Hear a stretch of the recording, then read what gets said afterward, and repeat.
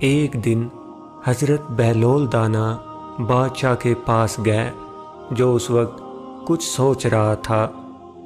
آپ نے پوچھا کیا سوچتے ہو؟ اس نے کہا میں اس وقت دنیا کی بے وفائی پر غور کر رہا ہوں کہ اس بے وفا نے کسی سے بھی نباہ نہ کیا۔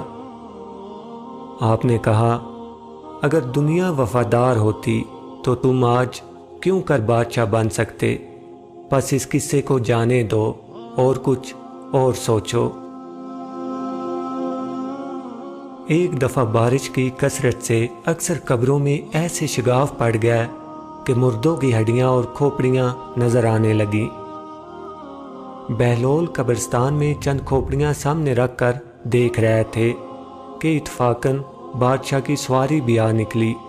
اس نے انہیں اس کام میں مصروف دیکھ کر پوچھا بہلول یہ کیا دیکھتے ہو؟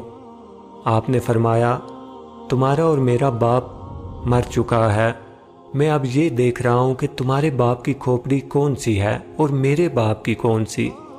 بادشاہ نے کہا کیا مردہ امیر و غریب شاہ و گدا کی بھی ہڈیوں میں کوئی فرق ہوا کرتا ہے کہ تم پہچان لو گے؟ بہلول دانا نے کہا پھر 4 دن کی جھوٹی نمود پر بڑے لوگ مغرور ہو کر غریبوں کو حقیر کیوں سمجھتے ہیں؟